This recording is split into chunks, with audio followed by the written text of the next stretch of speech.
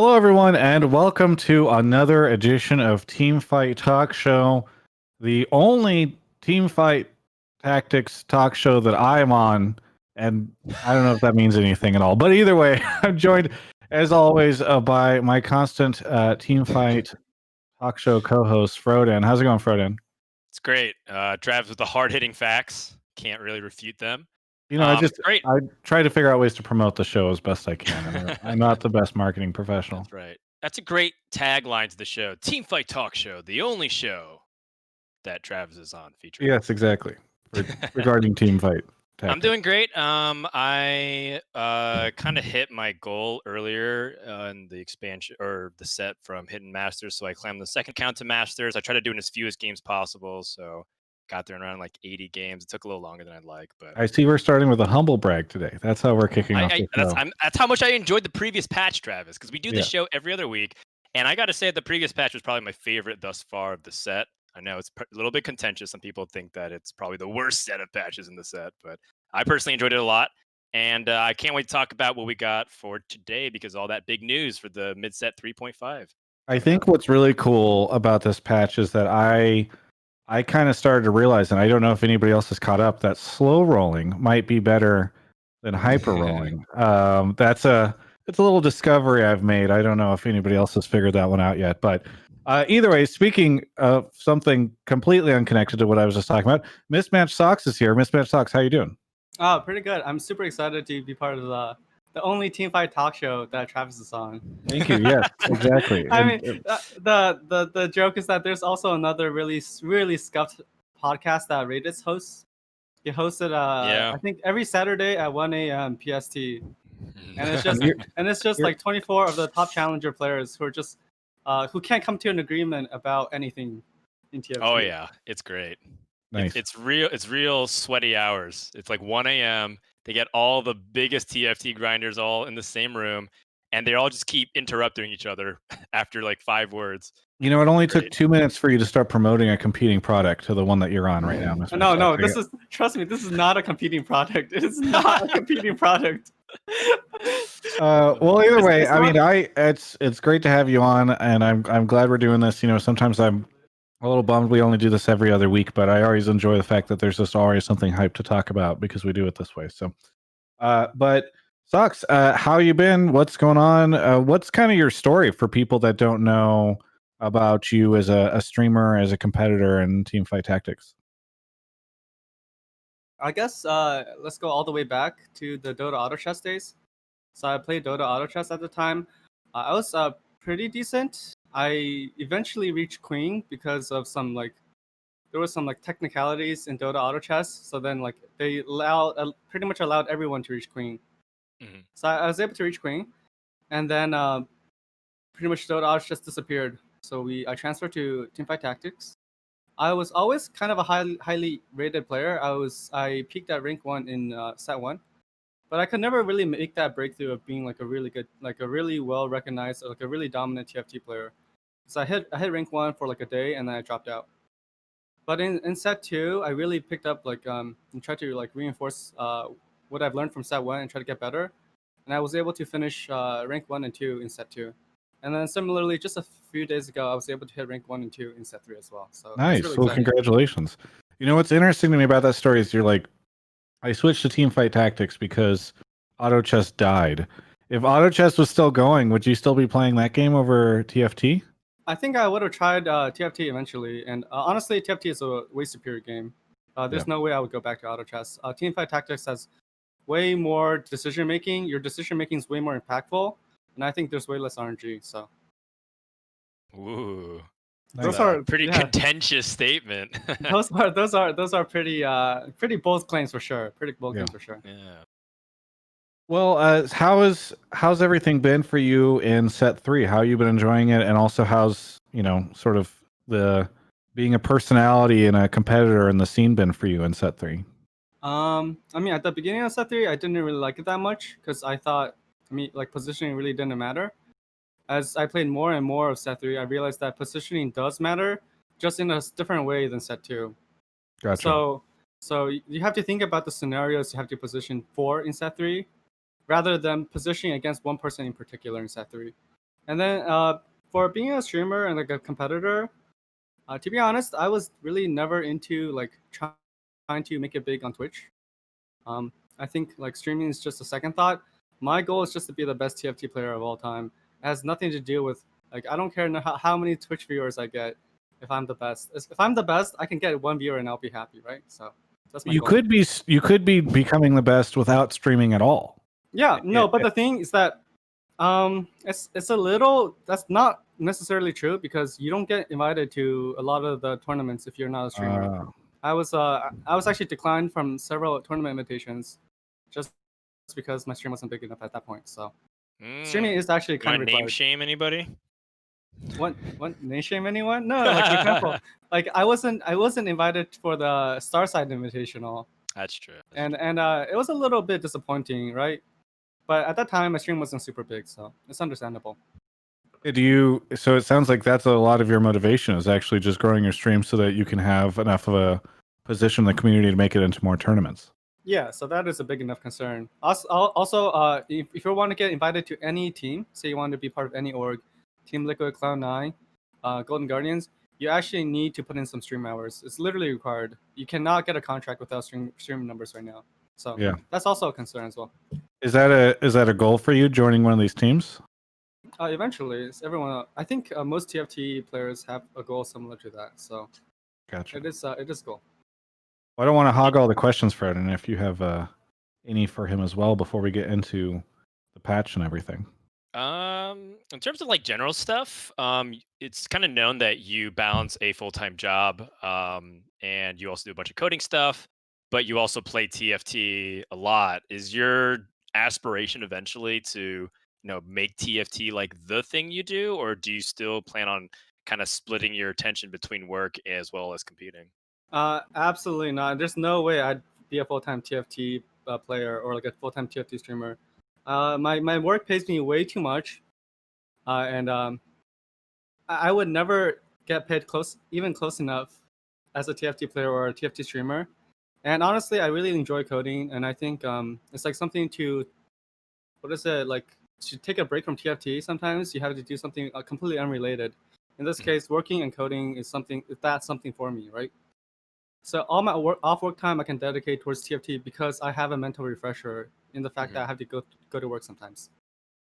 Are you Follow-up worried? question to that. Oh, go ahead. How aware are your coworkers and colleagues about, your moonlight? No, all my coworkers, my coworkers are super supportive. They're some of the original people who actually supported me in starting like streaming, for example. They all know I play TFT. They all know that I'm like really high ranked at TFT. My boss knows. A lot of my coworkers actually started playing a little bit of TFT because they were interested in my stream. So they're all very, very supportive. So you say you want to be the best TFT player in the world, but I mean, you're potentially at a very big disadvantage if other people are able to do this full time, and you've decided you want to balance a full time job with this. That's absolutely not true because playing 12 hours a day really doesn't improve your gameplay. You can't really focus for more than like 2 or 3 hours a day. I really think that, and like a really good example of this is H2211. I think he used to play about 12 hours a day, and he would be hard stuck about 500 LP. And just for like the last 2 weeks, he's only played about 3 or 4 hours a day, and he's skyrocketed all the way to 1200 LP. And I mean, you can say that it's due to some other factors, but a big factor is the fact that he's playing less hours than he used to be. Mm-hmm. So it's absolutely not a disadvantage. You know what's strange is I only play like 2 hours a day, and I'm still garbage. So I don't know. You would think I'd be in a great place if less is more. Well, it's not just less is more, right? There's a lot of factors that goes into it. Right. Yeah. I'm just teasing. For sure. The same actually does apply to, because people obviously know that I cast a lot of Hearthstone stuff too. It's the same with a lot of those top players too. After a certain point on the initial learning curve, there's just such little diminishing returns for grinding more that actually kind of starts to actively detriment your results. So you need to actually have some separation. So a lot of strategies that players used to use to qualify was to only play for 1 hour, and then there was like a mandatory 1 hour break, and then they have to play for another hour. So that way, when they sit down, they're hyper focused. on like every single play and decision. And I think you kind of sense that too, especially if you stream, right? Like how hard is it to stay focused for like 6 hours while Yeah. balancing backseat gaming with your chat? I mean, It's really tricky. I personally like backseat gamers, but that's a talk, I guess, of another time. I have a lot of reasons why I do like backseat gamers, but regardless of backseat gamers, when I stream, I'm hyper focused. If I'm not hyper focused, I just don't stream or I just end stream. So. Well, I want to get into the mid-season patch, but I'm super curious. Just really quickly, can you give why you like backseat gamers? Because I feel like that's a unconventional take. Okay, so my reason is, you know how I come up with a lot of unique and new strategies, such as slow rolling or backlining your units. Yeah. I didn't think of those. I didn't necessarily think of all that strategy myself, and I didn't necessarily think of all that strategy by copying other top tier players. Almost all those like new and undiscovered strategies are just from random people who just suggested something that that was kind of silly, and I thought about it, and I was like, wait, they're totally correct. Like how slow rolling came to happen, and how I started playing it, and how I started making the dominant strategy, is a very very silly story. Let me tell it right now, I guess, since Sure. So this was about 3 weeks ago, and I was playing just playing TFT with my friends. And one of my friends, she's really new to the game. She's got like 6 or 7 games under her belt, and she was playing. We were playing. Our lobby had like there was like 2 master players, and there was like a diamond player, and she was asking to get slaughtered, right? So then she asked me to just give her some tips, and I told her how to play reroll shredder. And I told her at 3-1, roll down for the following units: Caitlyn, Zaya, Jarvan, and Fiora. And she couldn't recognize the units in time. And I told her roll all the way down to 0 gold. She started with about 65 gold. She ended up with about 43 gold. And then the round was over. And I was like, okay, it's okay. Just from the rest of the rounds, just roll above 50 and look for those 4 units. And at 4-1, she hit 3-star of all the units with about 30 gold left. And I was like, okay, well, that's a high roll. You obviously played it wrong. So, like, you just high rolled. I mean, like, it happens to everyone. It's just beginner luck. And then we played the same game again. And she did the exact same thing. And she hit all 4 units 3-starred at 4-1. And I was like, wait, this might be better. So I started trying it on my Smurf. And I was like, wait, this is way better. I can't believe people have been, like, autopiloting this for so long. And I did the math on it, and it was way, way, way better. And I was just mind blown. I was just like, how are people this dumb, right? How are people this dumb? How did they not realize that slow rolling is so much better? So a lot of my new innovative ideas actually come from really humble beginnings, and that's what happens, right? That's awesome. That's such a cool story. Really cool. And if you don't have backseat gamers, you never make those decisions. It's just impossible because you're so tunneled on what you think is right without taking into account, like what's actually right. Well, I really appreciate that story. I think it's really good. And I know that for those that have missed it, you can go find on the competitive TFT subreddit a thread where Socks basically breaks down and does analysis on slow rolling versus hyper rolling, and it's got some good stuff in there. I know we have it up on the screen right now, but yeah, go check it out. It's called slow rolling versus hyper rolling simulation based analysis. I say that 5 times fast. And you go find it on the subreddit, and it's got a pretty good breakdown on it. So either way, very cool, and it's neat. I always think it's neat that in this game, one person can just change the meta so much by having just some revelation like this. And I really credit your friend who's played 6 or 7 games with discovering That's this. right. I think it's fantastic that she learned that. I think it's mean, such an interesting example of just how people they're playing too much and thinking too little, just in general. That something as basic as that, which is like maybe you don't always roll your gold down at 3-1, is such a revolutionary concept. But it's kind of one of those things where people really want the result and they're not really thinking about the inputs that go into it. I mean, it's so prevalent. I mean, you say that, but this one's not super obvious, right? It's not super obvious just from glancing on it. Back in my Dota Auto Chess days, this is actually my friend in the chat right now. His name is Akiva. He taught me something so basic that people don't even think about, and like it's so embarrassing that I couldn't think of it when I was playing my Dota Auto Chess days. And like I see people making this mistakes, and it's like the most basic mistake, and I just see people making it all the time, even like high challenger players, and this is so stupid. I don't know if you guys are familiar with Dota Auto Chess. Yeah. But it's the I played idea a lot. I got to almost quit. Okay, it's the idea of frontline versus backline. So back when I was playing Dota Auto Chess, in the early days, I used to value two-star units a lot.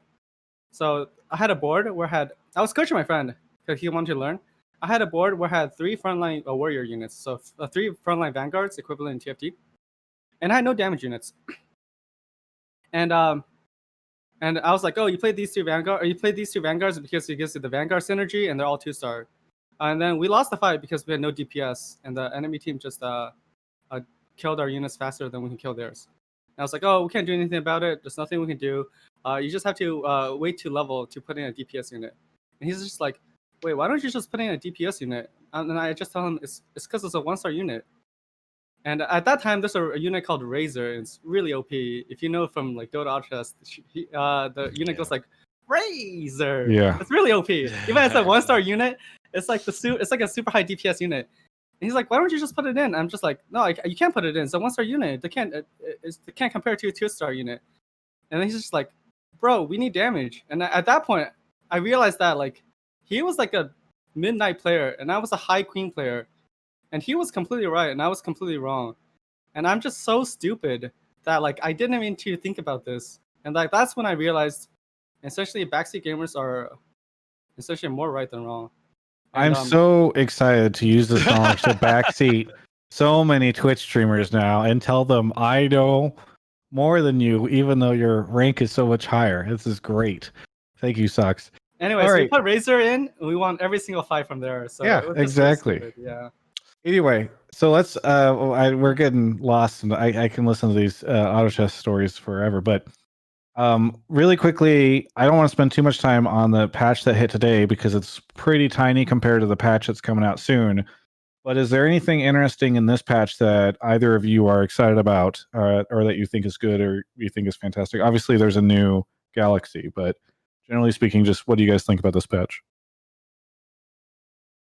I mean, the new galaxy is definitely something to look at because galaxies is like the main feature of this new set expansion. Little or Legends is like a lot of people were already expecting it to just be awful, right? Because they're saying like, oh, with only like 80, 85 health or so, we're just gonna die before we can get our compositions online. I haven't really got a chance. I've been actually spending most of my day playing PvE, but I understand where they're coming from. But at the same time, like it's kind of interesting to think about what strategies might become more viable. Like maybe ecoing just isn't really a thing in that galaxy. You just have to like play as if 30 is your max interest gold type of thing. And I like evaluating stuff. So I guess my first thing would be like just give it some time and see if strategies develop because we always say the same thing, right? When it's really different, we're like, this is bad because this is the conventional rules we play from. And then we learn how to play like that galaxy and then maybe some tier list shifts around. So I want to see how it ends up shaking out, even though I hold my judgments for later because I can foresee this being a galaxy that most people roll their eyes for when they see it. Yeah. I don't like it just based on, I haven't played it, but I already don't like it. I'm right there with you. All those people out there, Frodan's criticizing. Socks? I'm personally super excited for Little Legends. I think it can develop some new strategies. But the one I'm really excited about is the infiltrator change. I think with the new infiltrator change, I think there will be a lot more counterplay. Some people suggest that infiltrators could be dead, which is a possibility, but I still think the fact that there's more counterplay warrants this test because if they're quote unquote dead, you can always buff their numbers, right? But at the moment, there's almost no counterplay to infiltrators jumping onto your backline. Yeah. Well, we'll have to see how that plays out, but let's talk about the real exciting news, which is the stuff that's on the PBE right now, and that's the mid-set expansion. I know we're going to probably spend the majority of the show on this, so let's dive right into it. I don't know. Let's looks like we're getting up on the screen. Frodan, where should we start on this? Because it just feels like there's so much to dive into. Yeah, so let's start with what they're taking out. They're taking out all the Valkyries and the Voids. I think they cited specifically, obviously Voids right now, very powerful. The Kha'Zix composition that started really surfacing started dominating a lot of lobbies. And once more, because it's a one cost carry composition, multiple people can go for it. And therefore, you also saw top fours primarily dominated through compositions that played Kha'Zix Void Brawlers or Xayah Shredders, or maybe they just like spiked some kind of Kayle or Jinx composition. So there's a lot of complaints about it, but Voids are completely out, which is sad because I think Cho'Gath is one of my favorite units ever in TFT, and I think it's a pretty fun unit. But that's Well, they I'm also said that. excited about what's coming back in, but we'll get to that in a second. I'm fine Yeah, using Cho'Gath. That means we get Gnar. they said that yeah, I love Gnar too. The Valkyries were just a little bit too dominant what they did, which was the damage part of it, especially when they hit their peak power. So obviously Kayle has been a very strong unit since the beginning of the set. Basically, Misfortune's just been super dominant, problematic for a lot of times, and then Kai'Sa, when you itemize her correctly, is extremely oppressive with Demolition to Spat. Which, by the way, they also changed some of those items too. Like Demo Spat isn't really a thing anymore, which is also a very good change for the game, I think. So with all these news coming, like being removed, including Kassadin and a few others, they're putting in all new champions as well, including some first timers to TFT. I know some people are really excited, for example, the return of Gnar and Nautilus, but Teemo finally makes his way into TFT through the PBE. Sucks. You get a chance to actually play PBE at all today? I have not. I just came. Right. This is the first thing I did right off work, so I have not played PBE. But I am super excited to play PBE though. I was pretty surprised when Teemo wasn't in the initial lineup, so I always assumed that he was coming at some point in time because, like I played League of Legends way back in the day. He was like the first space themed skin. So I just when they announced Galaxies, he was immediately where my mind went to. So But hopefully I'm assuming he's good. It's very difficult to come up with a Teemo ability that's relevant in TFT, and even the current ability is like questionable, like how relevant it could be, right? So we'll see. Yeah, we'll see. I mean, there's a lot of balance patches that could go through the PBE, both announced and stealth. So, right now, like day one testing, there's definitely some champions that they're looking at. But they added some new traits. One of them we just scrolled past was called Battlecast, which is like every 10 seconds, based off the state of their health, they either deal damage or heal. It's a little bit, it's pretty dynamic, right? And shows you like based on how the battle is panning out. You can end up sustaining yourself or putting out even more damage. And some of these Battlecast units are just really good. Like right now, the first impression is that Victor is like super powerful, and Cassiopeia is like a very reliable tier 3 carry. And then Urgot, of course, if you're able to get him, just kind of really messes people up every time he casts his ability. So individually, the Battlecast units look good. The synergy itself, I'm still not exactly sold on it. I was actually playing a lobby with Mort, and Mort was playing all Battlecasts, and like for the first half of the game, he was like completely dunking on everybody, and then the second half, it kind of fell off a cliff. So I'm not sure if that was, transition or itemization. There's a lot of questions, but I'm not sure on how Battlecast is right now. And the second one is Astro, which is kind of like a Star Guardians-esque type of thing. It's like discounting your mana by 30 if you get 3 of them, and it's like a static trait similar to what Mana Reaver used to be. And so that also, like, I'm not sure how good it is because every time I went for like Astro as my core, it ended up kind of disappointing. I just end up playing these units individually. But of course, it's just like a day one impression. I'm not really sure. I had a question about Astro, which is since it discounts your max mana, right? I'm assuming it's max mana. Doesn't that make it like not just discounting mana for the first cast, but every cast subsequent as well? So I feel like there's a lot of room to play with there. Yeah, there's definitely something there. Just like I couldn't really find anything reliable, especially for people like Gnar, who like you just cast that one time and you just transform. So Does it consecutively lower every time? No, it's like I think it's just 30 less off of whatever. So if it's 100, it goes down to 70. And then permanently, right? It's not going to go cheaper and cheaper. Yeah. Okay. But the units themselves are really fun. Nautilus, I was watching Scar stream. Nautilus is like it's a unit. Nautilus, if you prepare him correctly and position him well, can do something really fun, kind of like what Cho'Gath does. Bard itself is like a really unique champion. So Bard, whenever Bard casts their ability, it gives you a meep on your bench that you can sell for EXP. And every time that happens, so if Bard casts 4 times in a battle, you'll get 4 EXP that you can sell on your bench.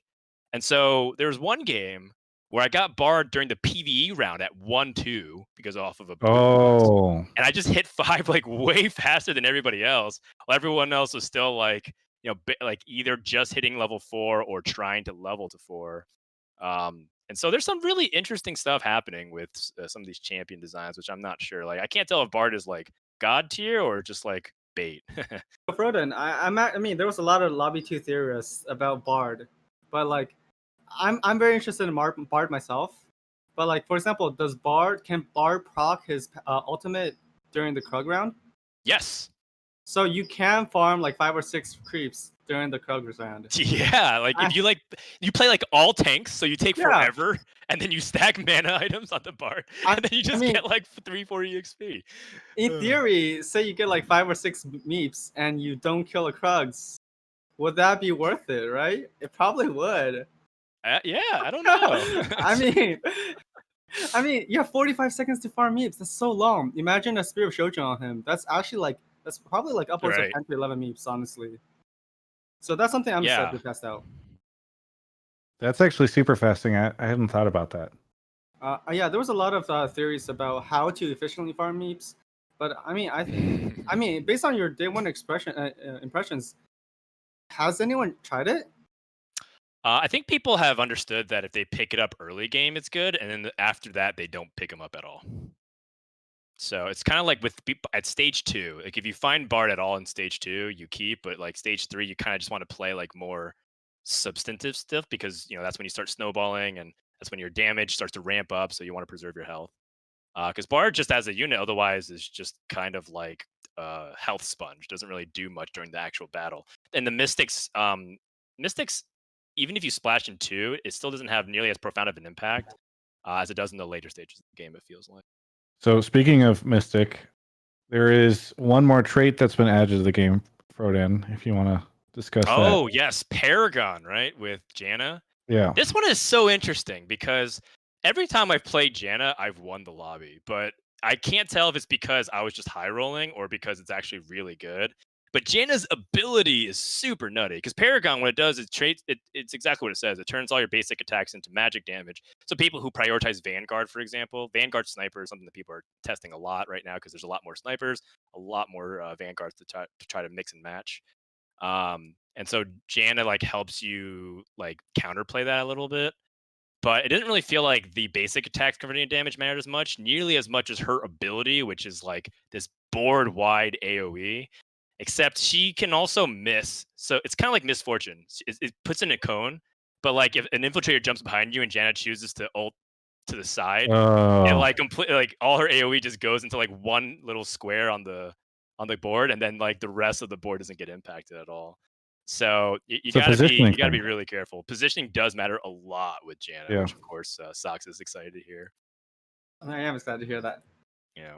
I wonder what this will do for Star Guardians because she's also Star Guardian, and I feel like Star Guardians just eventually didn't really take off. I would say that if you play Janna, the 3-star Guardian is like really important. Like I actually tried playing her just as like individually good 2-cost legendary unit, and it was okay. And then the moment I started putting like Soraka and I put in just like a generic like Star Guardian in, she started popping off and cast. Yeah, I assume her ability takes a lot of mana to activate. Yeah, I put also Shojin and stuff on her. It's kind of like the same thing. Like when you get like that Lulu effect where it just starts to cast all the time, you just start to overwhelm your opponent with CC. Interesting. Okay. Well, Socks, what are your initial impressions on? We talked a little bit about Astros, but do you have any thoughts on Battlecast or Paragon? I mean, I just have a few questions about Battlecast. That's it. I mean, I think the ability's not like super exciting or not like super innovative, but the questions are like, for example, does Cassiopeia, does the poison each dot for poison, does that count towards the damage? Count towards the damage going towards Battlecast. So if she has like 4 units poison, she'll be activating Battlecast like every other second. Stuff like that. Nothing super. I mean, nothing jumps out besides I have to try it. So I'm not quite sure. Well, we have more in Twitch chat, so maybe he'll be able to answer that question. Yeah, maybe, still paying attention. More knows.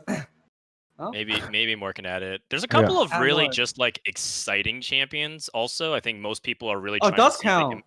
I even counted it. So that means like Cassiopeia is probably the best user of Battlecast, right? By a huge margin. And then the other things like does red buff and morale count? In that case, like the way to build Battlecast is to stack these items, not to actually build like conventional tank items, right? So oh, that it does makes count. sense. Wow. And I think that's like a priority. Oh, Shiv is 5 instances of damage according to more in the Twitch chat. Wait, that's crazy. I'm super excited. I'm super excited to try this now because now like I understand like how to truly optimize this. And I think it's really exciting because one of the criticisms in this set was that a lot of the 3 cost units, the tier 3 units, felt like none of them could truly carry. You had like good support or tanky stuff like Jace or Cassidon, but it didn't really feel like there was many 3 costs worth building around compared to 4 costs or 3 starring stuff. So Cassiopeia, Vayne looks really powerful early on in the day 1 impression because the dropping aggro is really important. And so it's cool, right? It gives you multiple avenues to try and build a composition as opposed to just like either all-inning and trying to roll all your gold down to get these 1 or 2 costs 3-star, or just like all-inning your gold and hoping you hit a tier 4 unit and then trying to 2-star them afterwards. And I think tier 3 is really important to have those carries. I'm very excited because this is very reminiscent of set 2, where the bulk of the carries are 3 costs. So I'm really excited for like the Aegon Shadow roll down to happen again. The Aegon Shadow the 3-2 roll down. 3-2 roll down. Oh yeah, god, super excited. Mort, if you're here, I was watching passively on Scar's stream, something where whose ult was it that just countered GA and Guardian Angel didn't even activate? It's Urgot for sure. I seen it like a million times at this point. Urgot destroys anything. It doesn't matter. It's not what a bug. He said. it's not a bug. Yeah. It's That's also insane. It's also how Urgot works in League, I believe. So it's very consistent. Yeah. That's wild. Urgot is pretty powerful. I tried a lot of Urgot Janna combinations. Overall, it just seemed very strong. I'm very excited about Gnar coming back because I think Gnar is maybe my favorite character or favorite unit in all of the TFT sets that we've seen. It reminds me a lot of my favorite unit, and we were talking about auto chess earlier, was Kunkka, because it just felt so dramatic when the ship hit and just stunned everything. And I played so much Shapeshifter in set 1, and just like all those moments where Gnar just like jumps and then stuns everything feels so great. And it was actually one of the things I missed the most in set 2, and there's a little bit of that in set 3 with like, I don't know, gangplank and stuff, but I'm really excited to have him back in set 3. I think it's going to be cool. I'm very excited for Gnar as well. Super excited. I think it's also like one of the most requested units. I know that Kurum wants them all the time. He's like, oh, can we get Gnar back? Can we get Gnar back? So really excited.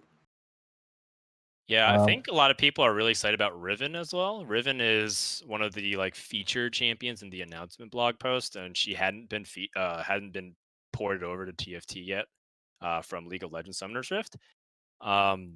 She doesn't seem that good right now, unfortunately. In terms of like at least a unit to worth committing like full items to try and like prioritize.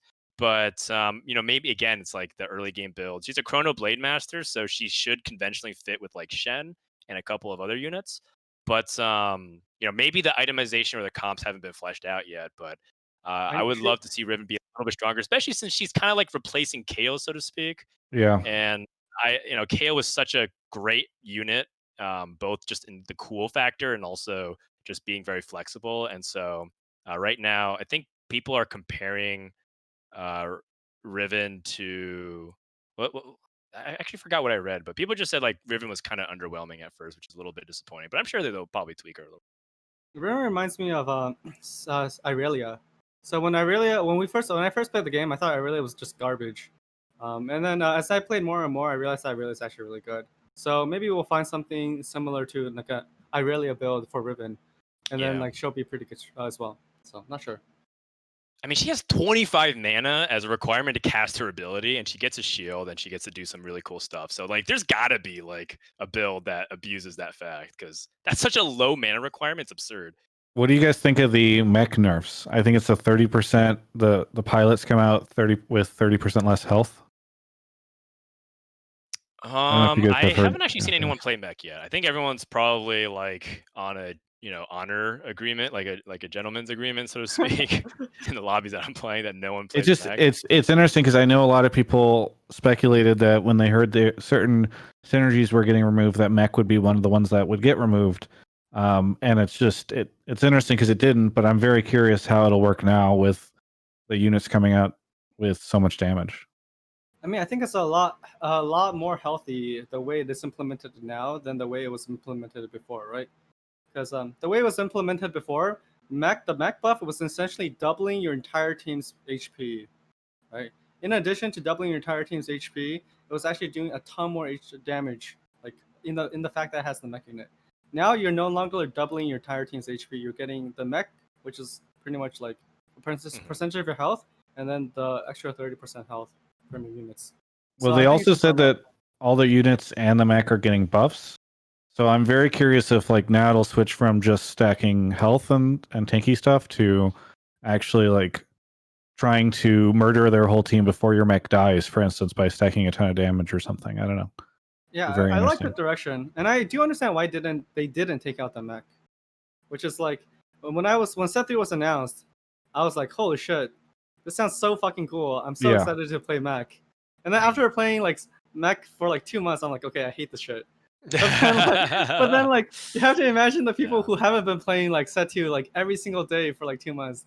They're probably like, oh my god, mech is so cool still, you know? So it's like a cool No, I fact. mean is really it's cool. definitely It's a big like defining one of the more iconic builds from this set. So I totally get it.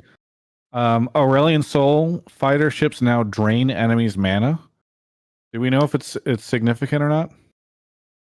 Some people have been trying reroll rebel compositions because they're really excited about Zed. Zed is like a new rebel infiltrator, and part of the rebel like rework for this mid set expansion was to not just encourage people to clump rebels and then AFK for a while, to kind of like get them thinking about more unique positioning. So Zed being an infiltrator and a rebel is kind of unique, and then he like steals AD from their whatever target it is. However, I haven't seen anyone really like use Aurelian Soul as like some kind of impromptu mana reaver thing. So I had I a think I question haven't. about Aurelion Soul, which is, does his stealing mana scale with AP? Because if it does, that's pretty funky. You can imagine Mort says something no. very broken I don't about that. think so. Yeah, it doesn't sound like it would. Mort Oh says no, it no. doesn't. Okay. Yeah, It does not. yeah. I will say on this list of changes, Echo seems to be much more effective. Whenever like my opponents would itemize Echo and get in the 2-star, I actually felt like a legitimate threat now instead of just like a finisher, because like Echo always kind of put a little bit of damage, but not that much. Now I feel like Echo's like in a better place. And cybernetic in general is like way more consistent because now you don't need Echo because you have Vayne as like a sniper cybernetic to help you bridge that gap. And so cybernetics, I think, are like back on the menu in terms of just being a very solid comp, still good early game as usual, and also can like scale nicely into the late game.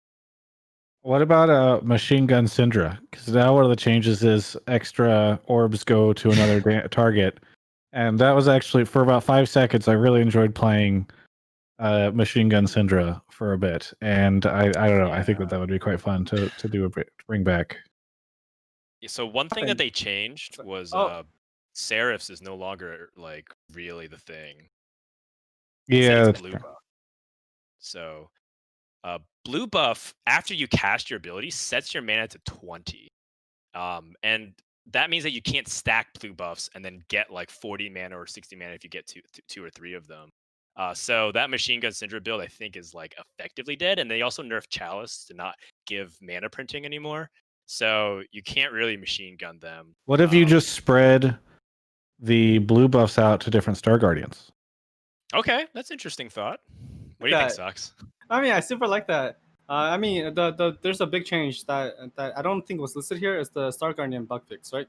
So I think it's actually legitimate to say a Machine Gun Syndra build does exist. So Okay, interesting. the bug fix was that the Star Guardians, after each cast of the Star Guardians, they used to give 50 mana, and then the second cast would give 25 mana to all Star Guardians. Then the next cast would give 12.5, and then every subsequent one would half the mana given.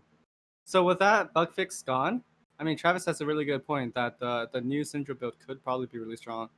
Yeah, And I actually do agree. Yeah. Yeah, I think And, probably and you get because a another lot of Star the Guardian in Janna, so that's kind of cool. yeah.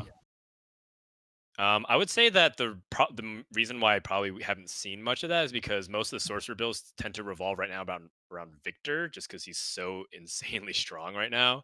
Um, and I guess that's probably why people haven't been prioritizing that. But if he becomes more in line with how the tier 4 unit should be, maybe we end up seeing. After Hotline League tonight, I'm gonna go do PBE Syndra builds and see what I can do as a lowly player. All right. What else is in here that we're really excited about? Because I know maybe we've got another 5 or 10 minutes before we need to move on to the second half of the show. The one that has sparked a lot of debate, at least for me and some of my friends, is the units now sell back for their full value. So that one is a big change, right? Oh wow. So Frodan, I mean, so far, what was your impression on it based on playing playing on PBE? Honestly, it actually didn't change as much as I thought it would be, because I guess maybe our rolling habits haven't adapted to it. But like people again still go through like periods of where they're never rolling or they're rolling everything. And if you're choosing to roll down like a lot of your gold, you're often trying to target certain buckets. You're not just gonna like. I mean, I guess what it helps you do is you don't have to think nearly as much about your roll down because you can always just sell. So you can actually just keep buying everything and then sell it back for full value. So I didn't actually feel that big of an impact. There was one moment where I found a 3 Zed shop and I was playing sorcerers. So I just bought them and played them for one round and then won it and sold it. That felt really good. So overall I was pretty happy with that specific instance, but it hasn't actually come up as much as I thought it would be. What it actually does do in the late game is actually surprisingly, if you go for a Thresh build, it feels like it actually gives you a lot of utility specifically for that. Because part of the issue is like if you decided to buy stuff and 2-star them for like Thresh, you kind of like gimp your chances of finding what you're actually looking for when you're rolling down. But like I can actually buy like a 2-star epic, like a Soraka, and not feel bad for leaving her on the bench, because I could just sell her for 12 gold later and get it back on the next turn. So Yeah. it actually created some utility scenarios that I wasn't really expecting in the late game, which was was a pretty neat discovery. Have they talked about why they made that change? Because it's a pretty fundamental change to the way that the game has worked and I mean the genre has worked for a long time. So Mordog brought this up in the lobby 2 Discord, which was the fact that right now, if say 3 people are going for mech, if 2 people pivot out and sell their 2-star Annies, they are actually at a gold disadvantage for making the technically correct choice of pivoting. In this case, the person who didn't pivot gets a gold advantage in addition to whatever other advantage they have. So by removing that sellback penalty, they essentially promote pivoting and playing like adaptively. Yeah, I should be rewarded for just like a tyrant or a bull just charging straight in, even though other people are going the same way. You know, they should be at a disadvantage for pivoting because I was the person who decided to have the boldness to stay where I was. It reminds me of when I used to play League and there was no roles. The first person to type me mid in chat first gets mid. Yeah. I mean, that's just the rules, right? Right. You can't argue with the rules. It is what it is. Whoever types me mech first gets mech. Yeah. So I also have an opinion on the full sellback value, which is like for example in the current patch, I would never ever even look at a Master E, or even think about making a Master E2, just because like even if it makes my board stronger, it's just not worth the gold investment. But with this current new system, there is a good chance I would just randomly make a Master E2 and be happy with making a Master E2. Does this? So it opens more avenues. Yeah. Does it also open up easier griefing of other people, or at least like you could take their shit easier now, right? Somebody else is going mech. Theoretically, yes. We can finally take Milk's Rumble without we can make a 2-star Rumble and grief Milk without like having the penalty. I'm super excited then. Exactly. Wow, more is on another level compared to us. Oh my god. Every patch is just to piss off Delicious Milk. I like it. Yeah, overall, I think that this change, the more people, like, I think right now, no one's really thinking about it. Right now, everyone's just trying to understand what champions do and what the new synergy means. But then we start applying things like the econ behind TFT, one of the most intricate and like fluid concepts in the game or mechanics in the game. I think this is going to be a much more contentious issue moving forward because I'm sure people are going to find ways to abuse this. I'm also kind of intrigued that they're kind of tinkering with numbers. Like tier 3 champion pool has now increased, and also like you can always Nico's help no matter what, which is, I guess, good because it always sucks to get Nico and you can't do anything with it. But at the same time, it's too easy to hit now. I was going to say, it seems like they've made changes to make it easier for people to get the stuff that they want, and have less of those moments where it's like, oh wow, I just could never find this one thing. How frustrating. But also, I'm pretty sure for the Nico's help one, I'm pretty sure they've received like many bug support tickets. We're like, oh, the Nico's help. I'm 99.9% sure that's why they fixed this issue. So. With a player base of millions, maybe they've probably encountered tens of thousands of bugs. Is this the first the player support went to the designers and just begged them, please, this will say we'll be able to hire 3 less people this quarter if we could do this. That's funny. They removed Lilac Nebula. I think yes. All the sweaty players can finally praise it. I mean, Lilac Nebula was my favorite Nebula, as everyone should this is a meme at this point. Lilac Nebula is Socks's favorite Nebula. So I'm a little sad about that, but that's okay. That's okay. Anything else big in this patch that we need to discuss?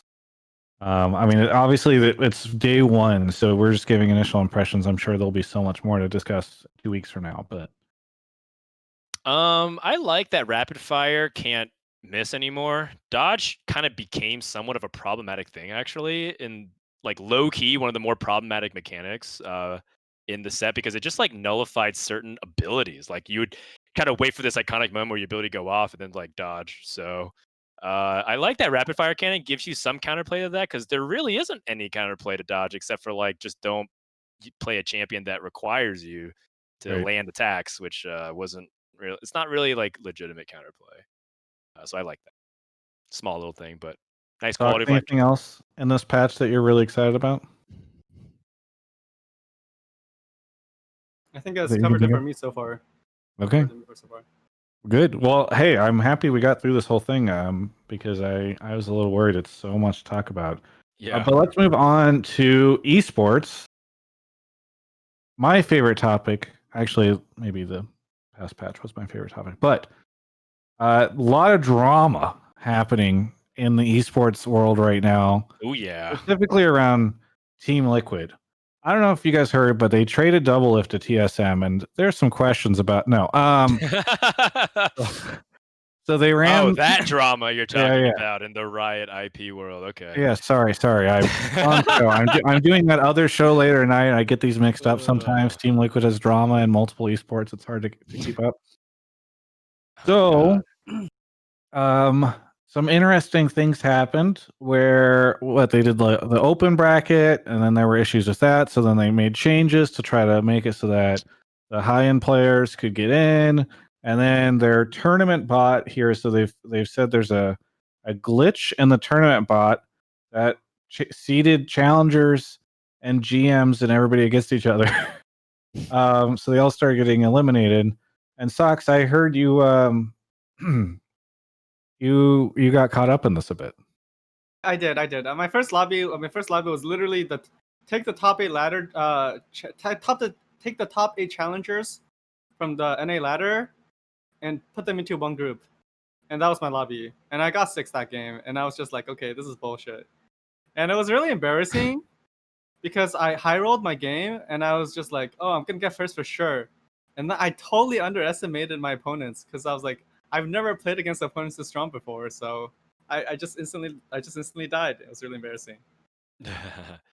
Yeah, so for people who don't know, the Team Liquid qualifiers, they seed for the TFT championships that's happening for set 3. And so Riot has, empowered third-party organizers, which is, theoretically a good move for the grassroots organization, especially since, we're still kind of getting set with the way esports should be for TFT. No one really knows how it should be. Let's be clear. I consider GiantSlayerTV a grassroots organizer. I'm not sure if I consider Cloud9 and Team Liquid to be grassroots organizers, but sure. The way it's ran is very grassroots. I mean, it actually was ran very similar to QIHL.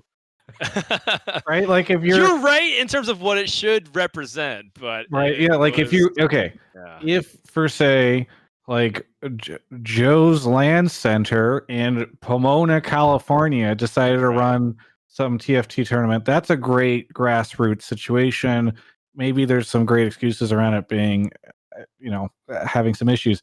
Whenever you're saying Team Liquid, who is one of the premier organizations and companies in esports, I don't know if and sponsored by Jersey Mike Subs. If they are the ones doing it, I tend to think that's less grassroots, and in my opinion, there's less room for these types of fuck ups. I will be fair to them. I would say that first, people vastly underestimate how difficult it is to run a 512 player tournament in games like TFT. Being a person that's also organized large scale TFT events that you have competed in, Travis. So it's very tough. So my sympathy goes out to people who have labored a lot just to see it blown up in their face because of a error in the Discord bot, apparently. But for context, Team Liquid decided to host this open qualifier, and apparently they didn't necessarily seed anybody. So you had a lobby of Soju, Socks, Jinx, Solus, Natures, Cotton, Hawkins, and Daddy Cat, all like players who are like bare minimum on the door of Challenger. Also players who are in the top 5 of Challenger. So it was like absurd. And then you have lobbies of people who are like gold to platinum. And then the second round was pairing everybody based off similar results. So everybody that got first in a lobby all played each other. Everyone that got fourth in the lobby all played each other. So there was definitely some matchmaking issues. But the problem with this qualifier wasn't the fact that these things happened. It was that Team Liquid had an opportunity when they organized it to say, hold on, we're going to delay the tournament just to make sure we get all these seedings right and rearrange it. Sorry for the delay. They chose to proceed with the tournament anyways. And after 2 rounds of play, after enough complaints had been kind of filed and they investigated and found the issue, they decided to say, sorry, after 2 rounds of play, no longer will this qualify for the TFT championships, and we're just going to turn into a cash cup, in which case a lot of people just quit right after that happened. And so, kind of like having some people really invested like 2, 3, 4 hours of their day, and all of a sudden, it didn't count anymore. And it kind of actually affected one of my friends, Bryce Blum, who's like a full-time, runs an esports law firm in esports. And he like took a day off to try to qualify. He got first and second in his lobbies, and then all of a sudden just like didn't count anymore. And he's like, wow, I just like lost all my motivation to like compete for this set. And that really sucks, like there's a lot of people that are similar to that, where they like really take the time to try and sit aside to qualify. And then, this is like a really big damper in their spirits. Yeah. Again, I totally sympathize with how difficult it is to run, from one tournament organizer to another. But like that, this is like something that's like absolutely embarrassing to like. I think my disappointment is that it feels as though Riot has been sort of pushing off the obligations of handling all these types of tournaments to teams in a lot of cases. And you're right. Like I feel bad for the specific individuals who probably spent a lot of time trying to make this tournament happen. But I am a little disappointed that, like, look, Riot could run this stuff, or Riot could partner with people and companies and organizations whose core competency is running tournaments. And I do not think that esports organizations, their core competency are running tournaments, right? Like, I think that's part of my frustration. I'm curious, would Twitch run one of these? Because I mean, you guys you've run giant ones, right? Like the ones that the one I competed in last year at TwitchCon. Like, is this something you guys would invest into and do something with? I mean, theoretically, yes. Twitch and Riot actually do a lot of things. We did like the Legends of Runeterra thing recently with the launch event, and Valorant. We've been doing lots of events with that. League of Legends, and it's been a while. It's been a hot minute since we've done TFT, and I would love nothing more because TFT is currently my favorite Riot game. But obviously, we haven't really done much with it lately. So I think we had the capacity to do it. It's really up to Riot if they want that to happen. I'll end my little grandstand speech here by saying, like, I really like TFT Esports. I think doing this show has been really fantastic for me, and I feel like it's been really cool to meet all the different folks who are eager to come on this show, unlike League of Legends pros who all make way too much money and now have turned into divas and don't come on my shows. And so I would love to see Riot give this community a little bit more love than they do.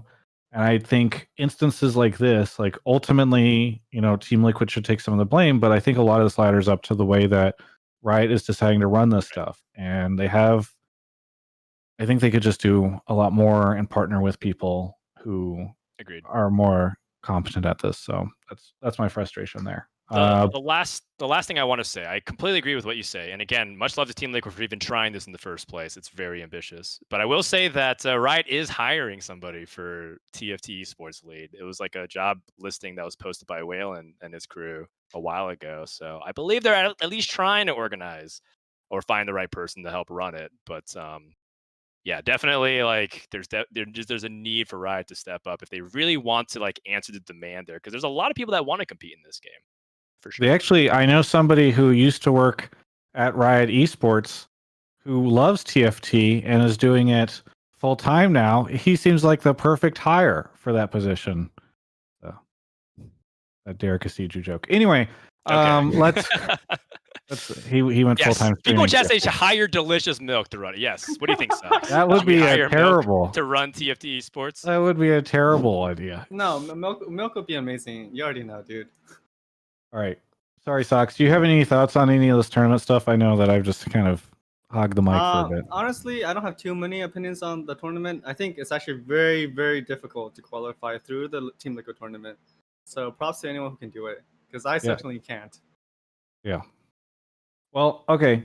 Other than that, there's the C9 tournament. Do we have anything we want to talk about regarding that? No, we don't know too much about it, but I think that this open has kind of demonstrated the difficulty of it, especially with no like tournament support in the client. It's pretty much just inviting people with friends or like inviting them into normal lobbies. So, perhaps this is like a case in point of why invitationals have been like the main way TFT tournaments have been happening, because it looks very difficult to organize it logistically. And so this one's coming up. Hopefully it's run really well. Yeah. All right. I think we've got enough time to do 2 little games here. We're going to move on to Sock positioning quiz, which I will fail dramatically and lose all credibility and not be invited to host the show anymore. There's no correct answer. There's just wrong answers, though. What? Great.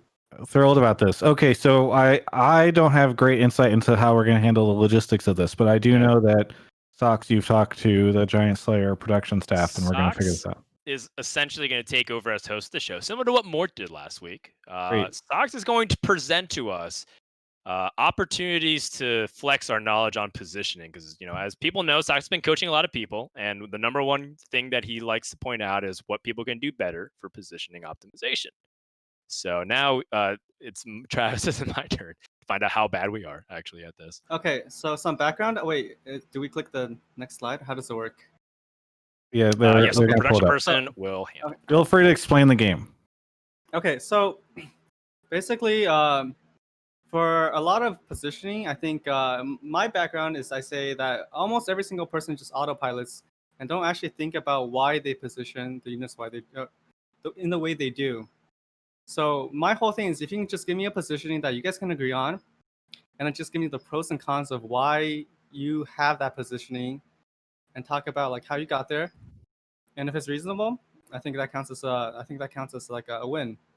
But if it's if it's something that can be improved, I'll have some answer. I'll have like an incorrect solution slide, and I'll have a correct solution slide, and I'll talk about why the incorrect solution is like kind of incorrect, why the correct one is correct.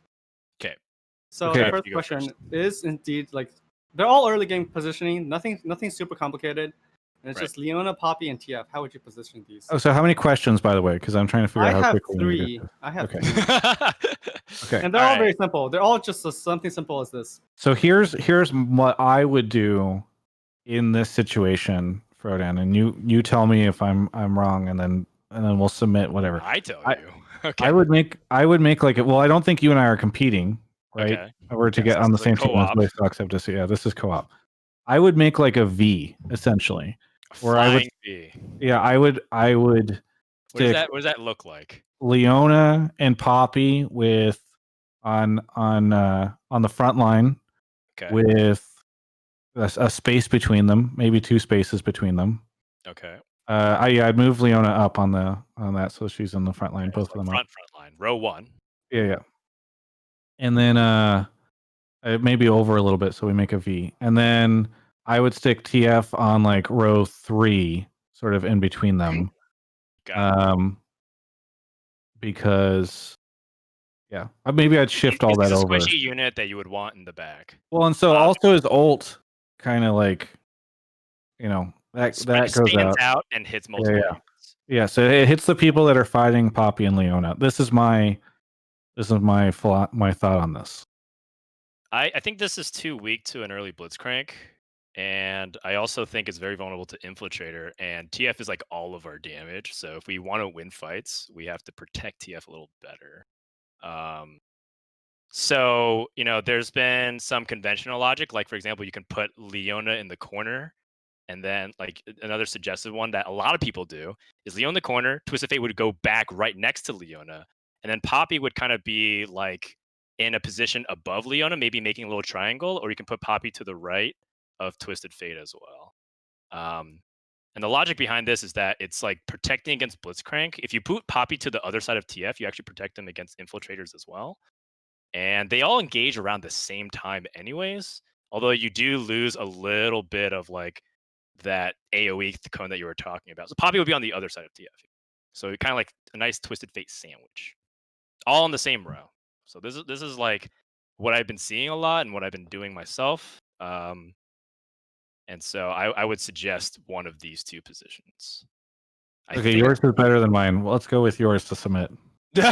Okay. I mean, this is the positioning I have been suggesting to a lot of people. So actually, this position got pretty popular just in the last 2 or 3 weeks, as I've been streaming and doing this positioning almost every single fight. And the incorrect one I put on the left, on the right side, and it's virtually been all the positioning that people have done for ever since the start of the set. And then I wanted to briefly discuss like why the left one was correct. So the first one was TF is Blitzcrank immune. The good is that TF is pretty much immune to Kha'Zix. But the bad one is that what's called for the incorrect one, Poppy actually joins the fight very, very late for no reason, and Leona's your solo aggro tank. And then in this case, there's absolutely no reason why Leona should be your solo tank, right? Because you can have both of them engage the enemy at the same time. And then also the last good is that all your units essentially focus the same unit. So for this case, this is I mean, you guys obviously got it correct, and you guys have very good reasoning behind it. Yes, we had very good reasoning. I thought we had great reasoning. But okay, let's move on to the next question, which is something very, very similar, and it's essentially the exact same question, but instead of Poppy and Leona, you had to position Malphite and Blitzcrank. All right, I went first last time, so Frodan, why don't you go first this time? So for a big portion of the set, the way I used the position was put Blitzcrank in the corner. We can just let's take the other corner here, bottom right, for example. And then I would play like Malphite a little bit up, like row 2, position 2, yeah. And then I played like TF either above Blitzcrank or next to Blitzcrank. But one thing that I actually saw some player do, which I thought was really clever, was put Blitzcrank to the right of Twisted Fate, and then Malphite to the left of him. So you do the same Twisted Fate sandwich, but by doing this, what ends up happening is you pull the unit in with Blitzcrank anyways. In fact, you can actually manipulate this to put Blitzcrank in the middle, so you keep the left-right ambiguity really high. And then Twisted Fate still gets to get his cone off, but then Malphite walks up and splits the aggro, so that way Blitzcrank isn't solo tanking, or Malphite isn't solo tanking. So, and you're also still protected against infiltrators. And I thought when I saw this, when someone did it to me because I was playing Kaze, I was like, wow, this is like one of the smartest things I've ever seen in this game. And I wouldn't be surprised if it actually originated from Socks's tips here, because I think that's kind of what he's been pioneering for his position. Honestly, Ferdinand, I am shocked to say that is all the stuff I was about to say, and this is the exact positioning I was going to come up with. Oh my gosh, that's crazy. It's unfortunate you went first, because then you would have seen how we had the same exact take. So let's submit this. So yeah, this is definitely the positioning I've been preaching for about like I'll say also another 2 weeks. I think this is way superior. For the exact same reason, in this case, Blitzcrank and Malphite split aggro, and then what's it called? It doesn't on the left side after Malphite dies, TF is the next unit to get targeted. On the right side, after Blitzcrank dies, Malphite is the next unit to get targeted. So that is really good. However, there is one major weakness that this positioning has, and it's a very bad one actually, which is that it's actually very vulnerable to Grace Smokescreen, and it's also sometimes vulnerable to Jace as well. So like for example, how would you fix that if you were to looking at this board? To fix the Jace positioning? The Jace and Grace problem. I would probably move the Blitzcrank up just one, and then leave it like that. I think just because I want to declump things and make sure they're not just like, because Malphite will always move up, but Twisted Fate doesn't have to if when Blitzcrank pulls. So that is also very clever. That is one good solution. Unfortunately, if you move Blitzcrank up one, TF can get pulled in a very special scenario. So you can actually move. You can actually move one Blitzcrank one to the left as well. So that both of those are like good answers. Oh, okay. That's but cool. That's just like now you're starting to think of like how I think about this game. Like in this scenario, against a Kha'Zix scenario, what would you do? Against against people clumping on the left side, what would you do? Against people who are clumping on the right side, what would you do? By the way, I apologize to all our podcast listeners who this segment has zero value for you, but well, I mean, you can go back and watch this part on YouTube. Okay, yeah. So then the last question is one that I haven't explained on stream. I actually have never explained on the stream. So I'd be very surprised. How would you position the following: Leona, Twisted Fate, and Caitlyn?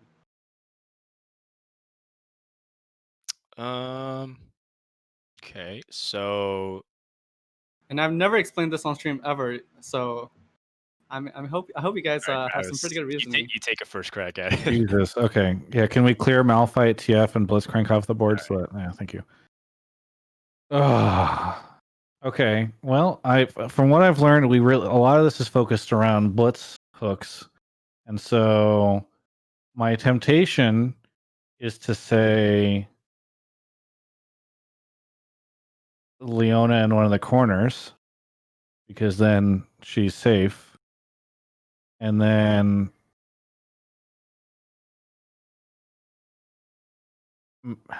Caitlyn. Caitlyn's a higher priority as a carry than TF is right now. In my opinion. So maybe we stick Caitlyn 2 to the right of Leona, and then TF another 2 to the right. I mean, it's bad, my answer, but I couldn't bait you into doing it again. So this is where we're at. Actually, maybe we move Caitlyn 1 over and TF 1 over again. Okay. So now you do it the right way, Frodan. Well, the thing is that he set it up in a way that's like, well, this is like something he's never explained before. So I'm trying to like be like answer to that prompt. Yeah, you're doing there's got to be something pretty unique. So I think this is like at its core not a bad position to go for. I do wonder if it's like maybe we play the opposite corner. Leona goes in the other corner. Caitlyn goes next to her, and then maybe TF is supposed to stay above somehow, because you're still good against Blitz. No, well, that's a little bit too far up. But like TF against the wall is like a surprisingly underrated thing. No, but then Leona's trapped in. Let's move.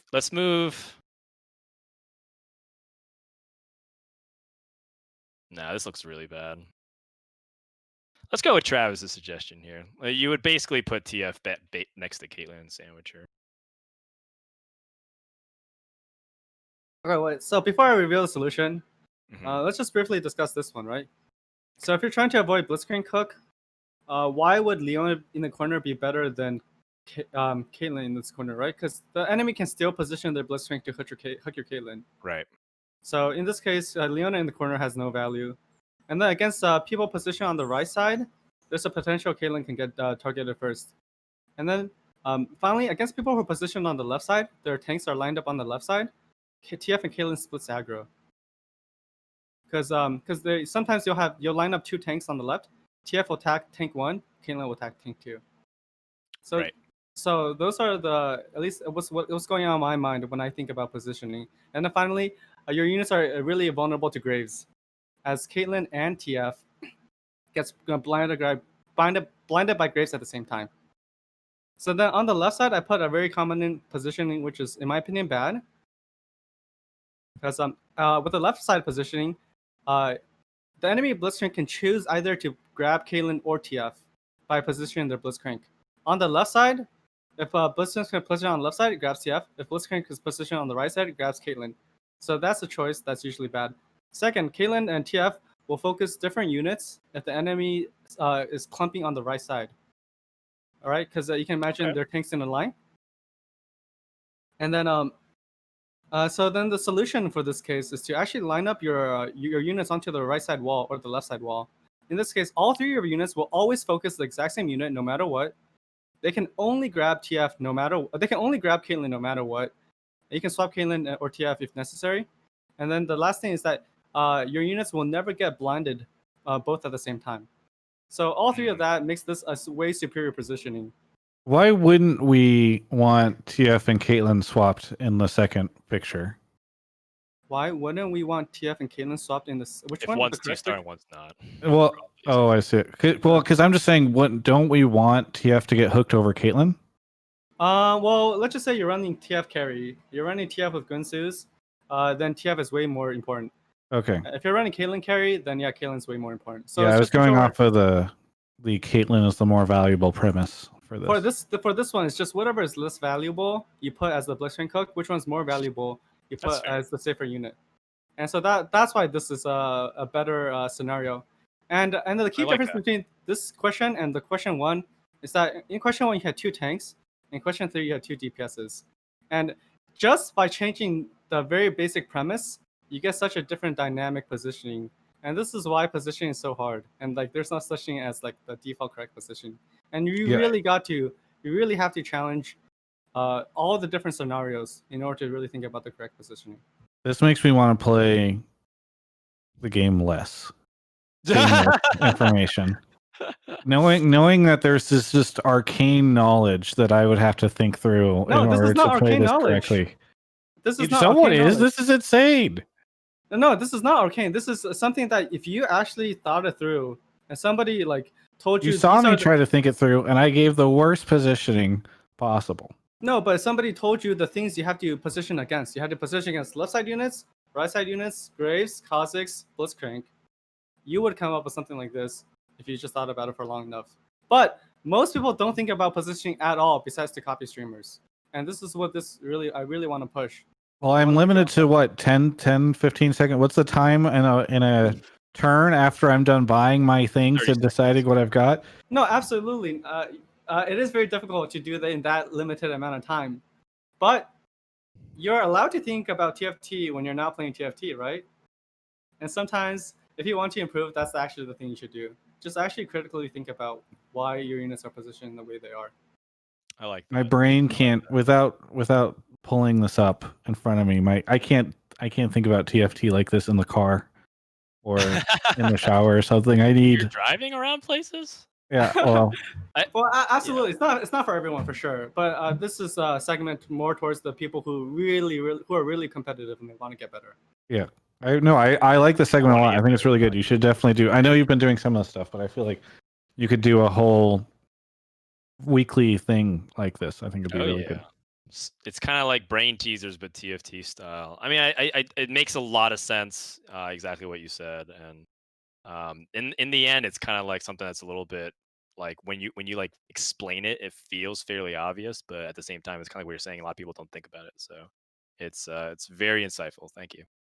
I think that's about it for the show. There was more we want to do, but we were already 15 minutes over, so I think that's the struggle. I see somebody highlighting this over and over again, which I assume is Frodan in the show notes. Yeah, but man. do you think we can do it in 5 minutes? Yes. Okay, fine. Yes. Frodan, you have the floor. Of 5 course. minutes, go. We have to have Socks now that he's ranked 1 and 2. Well, Keon took it just for a brief period of time. But we got to do the NA tier list featuring Mismatched Sock. That's right. The top 10 players for NA. It doesn't have to be in order, but it can be. It's up to you. It's your tier list.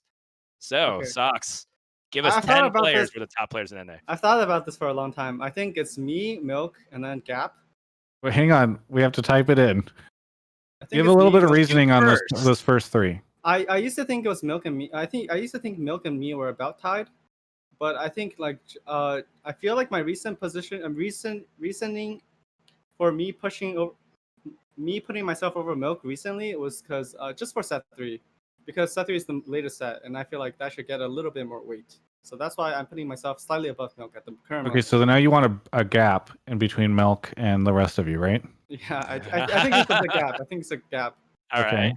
Gap and up and coming player, apparently. And then the rest of the players I think are pretty even. I think GVA, Ine, Kyung, Soju, Hang on. Oh, yeah. GV8, Grand Vice, MS8, Eight. Ine, Soju, Soju, Kyung.